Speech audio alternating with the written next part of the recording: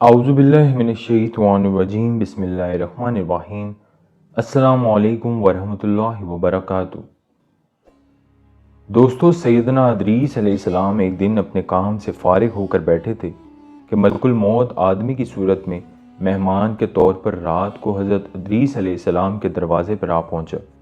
حضرت ادریس علیہ السلام صائم الادھار تھے۔ جب شام ہوتی افطار کے وقت آپ کا کھانا بہشت سے آتا، جس قدر چاہتے کھا لیتے، باقی کھانا پھر بہشت میں چلا جاتا۔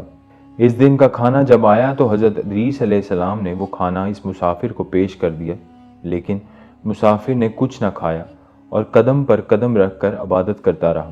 حضرت ادریس علیہ السلام ان کا یہ حال دیکھ کر متاثر ہوئے کہ یہ کون شخص ہے۔ اگلے دن حضرت ادریس علیہ السلام نے ان سے کہا، اے مسافر، تو میرے ساتھ چل، خدا کی قدرت صحرا میں جا کر دیکھ۔ تب دونوں بزرگ گھر سے میدان کی طرف نکل جاتے ہیں۔ جاتے جاتے ہی گندم کے کھیت میں جا پہنچے۔ ملک الموت نے کہا کہ چلو چند خوشے گندم کے لے کر دونوں کھاتے ہیں۔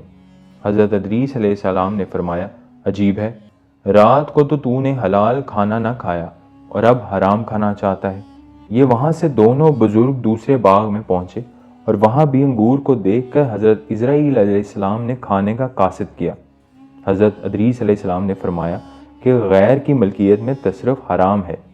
پھر جاتے جاتے ایک بکری دیکھ کر حضرت اسرائیل علیہ السلام نے کھانے کا ارادہ کیا۔ حضرت ادریس علیہ السلام نے کہا کہ بیگانے کی بکری کو ذبح کر کے کھانا ممنوع ہے۔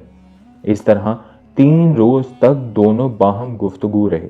جب حضرت ادریس علیہ السلام کو لگا کہ یہ شخص بنی آدم سے معلوم نہیں ہوتا، یہ کون شخص ہے، اور فرمایا کہ خدا کے واسطے ظاہر تو کرو کہ تم کون ہو۔ مسافر نے کہا، میں اسرائیل علیہ السلام ہوں۔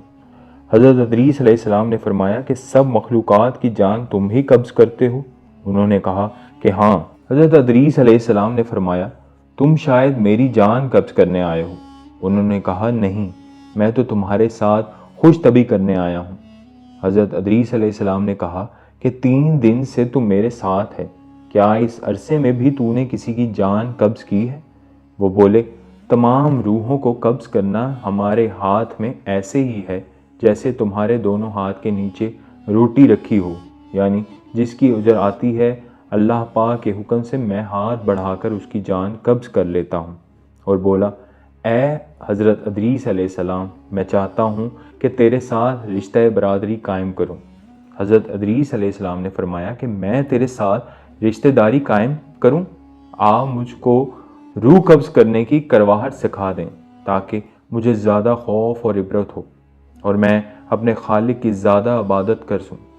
ملک الموت نے کہا کہ میں اللہ کی رضا کے بغیر کسی کی جان قبض نہیں کر سکتا۔ تب حضرت ادریس علیہ السلام نے خداوند قدوس کے بارگاہ میں عرض کی اور پھر جان قبض کرنے کا حکم ہونے پر جان قبض کر لی گئی۔ پھر ملک الموت نے خدا کی بارگاہ میں دعا مانگی اور اللہ پاک نے ان کو زندہ کر دیا۔ حضرت ادریس علیہ السلام نے ملک الموت کو اپنی گود میں لے لیا اور دونوں نے آپس میں رشتہ داری قائم کر لی۔ پھر ملک الموت نے ان سے پوچھا، اے ادریس علیہ السلام، جان کنی کی تلخی کیسی تھی؟ وہ بولے، جیسے کسی زندہ جانور کی خال سر سے پاؤں تک ادھیڑ لی جاتی ہے۔ ملک الموت نے کہا، اے بھائی، قسم ہے رب العالمین کی، جیسا میں نے تیرے ساتھ احسان کیا ہے ایسا میں نے کسی کے ساتھ نہیں کیا۔ حضرت ادریس علیہ السلام نے فرمایا، اے بھائی، مجھے دوزخ کے دروازے تک لے چل تاکہ اس کو دیکھ کر خوف الہی زیادہ ہو اور میں زیادہ عبادت اور بندگی کروں۔ تب ملک الموت نے اللہ کے حکم سے ان کو دوزخ کے 7 طبق دکھائے۔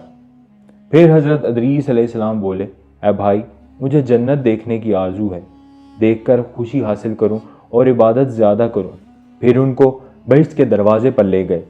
پھر انہوں نے بہشت کے مناظر اپنی آنکھوں سے دیکھے۔ پھر کہنے لگے، اے بھائی، میں جان کی تلخی سہ چکا ہوں۔ پھر دوزخ بھی دیکھی اور میرا جگر پیاس کے مارے جل رہا ہے۔ اجازت ہو تو بہشت میں جا کر ایک پیالہ جام پی لوں؟ تب اس نے کہا، ہاں، اگر تم واپس آنے کا وعدہ کرو۔ شاید پیاس کی وجہ سے حضرت ادریس علیہ السلام نے واپس آنے کا عہد کیا اور بحکم الہی اپنے نالین درخت توبہ کے نیچے چھوڑ کر بہشت میں داخل ہو گئے، کیونکہ باہر آنے کا عہد کیا تھا اور نالین کو بھی درخت کے نیچے چھوڑ آئے تھے۔ کچھ دیر بعد ملک الموت نے ان کو آواز دی، اے بھائی تاخیر مت کرو۔ تو جواب میں حضرت ادریس علیہ السلام نے فرمایا، اے مشفق جوار عالم فرماتا ہے ہر نفس کو موت کا ذائقہ چکھنا ہے۔ اب تو میں جان کنی کا مزہ چکھ چکا ہوں اور میں دوزخ میں بھی پہنچ چکا ہوں، اور یہ بھی اللہ عز و جل فرماتا ہے کہ ان کو وہاں کوئی تکلیف نہ پہنچے گی اور نہ ہی ان کو وہاں سے نکالے گا، یعنی جو بہشت میں گیا واپس نہ نکالا جائے گا۔ اے بھائی اب میں ہرگز نہیں آؤں گا۔ بارگاہ الہی سے آواز آئی، اے اسرائیل تو حضرت ادریس علیہ السلام کو چھوڑ کر چلا جا، میں نے ان کی تقدیر میں یہی لکھا تھا۔ حضرت ادریس علیہ السلام موت کا مزہ چکھ کر اور دوزخ کو بھی دیکھ کر جنت میں جا رہے تھے۔